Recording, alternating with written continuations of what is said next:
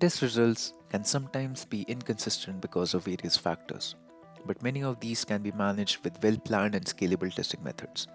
Despite this, issues like test flakiness and unexpected errors can still be a problem in automated testing.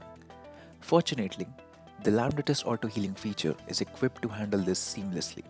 It automatically detects new locators and continues test execution without any manual intervention.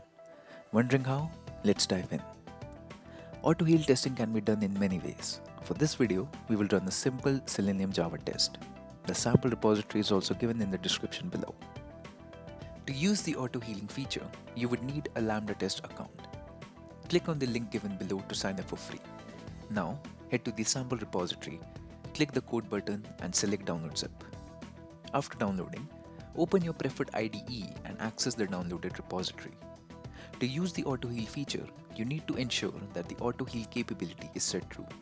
In this case, you can head to the source folder and select the auto healing demo Java file, and here you can see the auto healing capability is set true.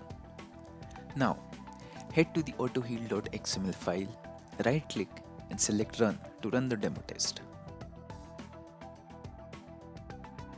As you can see, all three tests have passed. Now head to your automation dashboard for a detailed test analysis.